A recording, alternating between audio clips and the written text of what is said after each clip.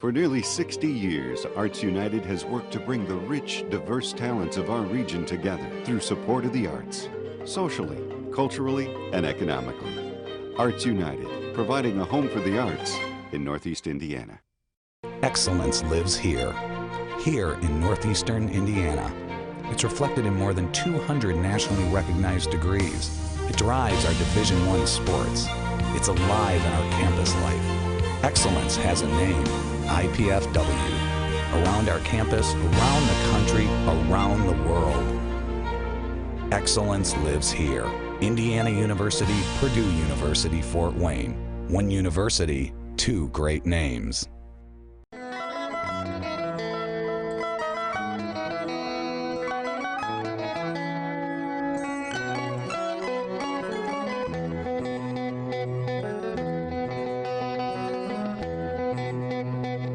This is Arts Weekly.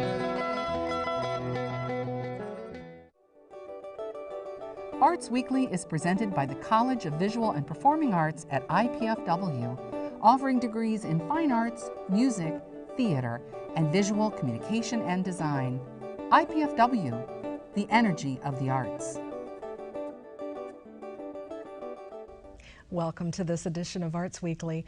Thank you for tuning in. I'm Melinda Haines with the IPFW College of Visual and Performing Arts. Today's show is all about beloved classics. In the second half of our show, we'll chat with J.L. Nave, President and CEO of the Fort Wayne Philharmonic, about the pieces that were chosen by popular demand in the upcoming Audience Choice Concert. But first, we'll hear more about the Fort Wayne Ballet's production of Cinderella, a romantic tale about a beautiful maiden living an unfortunate life who is suddenly and dramatically changed by a magic spell, a handsome prince, and a famous glass slipper. Karen, thank you for being here. Thanks so much for having me. Well, I love this story of Cinderella. I think that every little girl knows the story from the time she learns to have her parents read to her. And so it is just such a magical thing to bring that to the stage. Tell me a little bit about how you chose it to put on this season. Well, our spring performance is a collaboration with the Phil. So as we look at what we might do for our spring offering, we have conversations together. And this was a performance that we did the last time together, 7 years ago. And it was popular. It was great fun for the musicians, I hope. Great fun for the dancers. So we thought it might be time to revisit it yet again.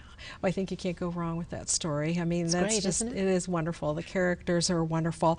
But even though we've read the story, maybe we've seen a movie about it, but there's nothing like seeing it on a stage, with a live orchestra.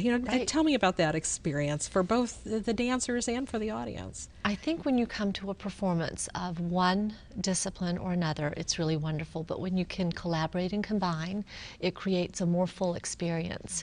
And as a dancer, I can say that you can feel the music in your body differently. You literally feel the music in your body. So it's an inspiration in a different way, and the audience experiences a live performance, which is never the same. Right. You want it the same, you go to the movies. Right, just to even have a piano accompaniment is different than having that whole orchestra behind you. Right. So the dancers have been well into rehearsals for a while, but when do you finally get a chance to rehearse with the orchestra? I just think that is fascinating how you finally get there. We started rehearsals in January. We finished with Nutcracker at the holiday time, and then as soon as we got back from the break, we started on rehearsals. Our work with the Philharmonic begins on Wednesday before we open on Friday. So you haven't even rehearsed yet with them? No, not yet. It's magic. It's stage magic. It happens. And they're really wonderful. They're all professionals. I'm sure they rehearse on their own. They get together the week of the performance for their group rehearsal before we come into the theater with them. Right. We're on stage on Monday doing technical work. So I just think that is fascinating that people, they don't realize that that magic part doesn't come till the absolute very end there. So most of our audience is going to be familiar with this story, but what kind of background information can you tell me about this particular performance? This particular version of the production? Yes. We all know the story. And the story is not different. However, quite often you see the version where the men do this part on travesty of the stepmother and the stepsisters. And that means the men, of course, are playing the women. But in the version that I learned, it is where you have lovely and beautiful young ladies playing the stepsisters. They're just not very refined in their manners and their action, but they're humorous as well in a different way. I think that's probably the main difference. Well, we have a short rehearsal video Okay. that I would like to show, and then kind of we'll talk a little bit about it, but it shows a little bit about what you're talking about with the ladies playing those roles. But Okay. starting out with the Cinderella and the broom. The broom. Yeah.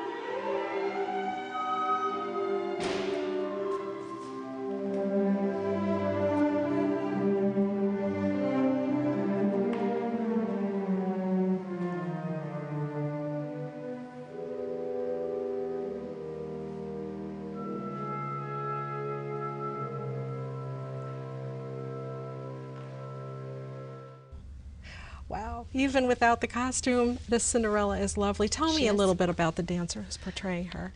Lucia Rogers is the Cinderella that you saw in the rehearsal video, and she is homegrown. She's from here in Fort Wayne. She is one of our dancers that we've trained and is now our ballerina.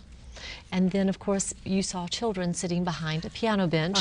There's supposed to be mice that will be behind a cupboard. So it's, again, a rehearsal video where we're using some things to mark our spaces on stage.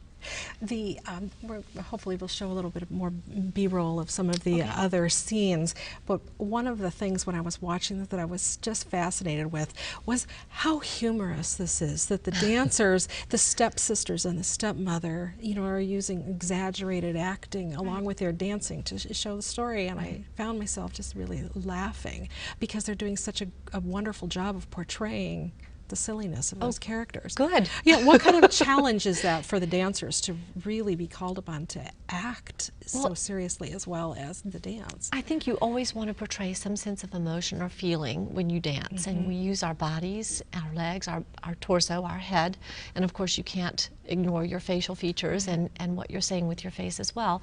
These are such clear-cut characters that it's really a part of the choreography, and they've had a great time doing it. They're really fun to work with. They look like they're having a very good time. Good. You know, and so when someone comes to see the ballet, if they've never seen one before, you know, what can they expect in terms of, you know, the length of the show and, you know, what to see? Well, first of all, come and prepare to enjoy it. That's first and foremost. Get there a little early so you can find your seat and be comfortable.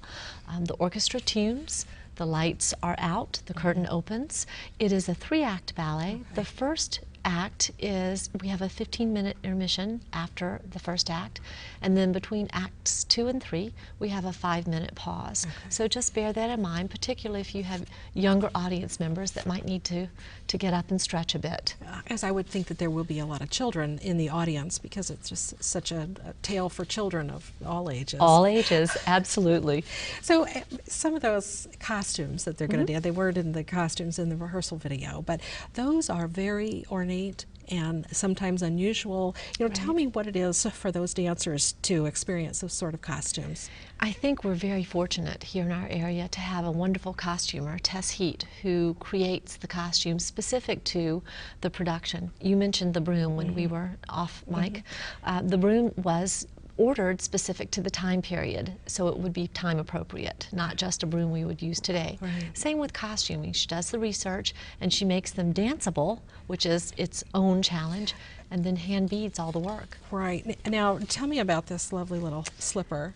This is a sample of what Cinderella's shoe, of course she really does have jeweled point shoes to wear to the ball, but this is a jeweled point shoe that will be on display and actually for sale at the production, but it's quite an intricate do, isn't it? Oh, it is just simply lovely. I mean, just wish you could kind of wear that around. After this production of Cinderella, what else do you have coming up next? This is our last main stage production for our season with the company and the upper level dancers that are training. We have our youth company doing the Rainbow Fish in May as a part of our family series. We have our children's program in the very end of May, and then in June we have Fort Wayne Ballet 2, which is our site-specific performance with professionals, ours and those who come to visit us, that might be in your backyard. You never know where they'll be. Well, I think you are always keeping very busy over there. You know, one thing I don't want to forget about is the glass slipper parties that you have after the matinee performances. The matinee performances only, and that's very much like our sugar plum parties in that the young people or the young at heart get to come and meet the dancers, Cinderella and the Prince, have their pictures taken with them, and it's really a fun event for the young people who are there. Oh, to be able to see them up close. Right. It's really a thrill, isn't it? And speak with them, And touch the they talk, costumes and the shoes, and exactly. Oh, that's wonderful. Now, let's talk again about when and where are the performances. The performances are at the Arts United Center on the 22nd, 23rd, and 24th of March. We have 2 evenings, Friday and Saturday at 8, 2 matinees, 2:30 on Saturday and Sunday, and of course this is our spring collaboration with the Phil, and aren't we lucky in our community to be able to do that? You are exactly right. Tickets, how can people get tickets? Call the Central Box Ticket Office, which is 422-4226, and it's at the theater, the Arts United Center. Okay, and you can go online too to, I think it's tickets.artstix.org. That sounds right. Yeah, wonderful. It's new for us. Thank you so much for being here today. While we get ready for our next segment, please take a minute to view our performance calendar of what's coming up in our area. You also can follow us on Facebook, Twitter, and YouTube. We'll be right back with J.L. Nave of the Fort Wayne Philharmonic.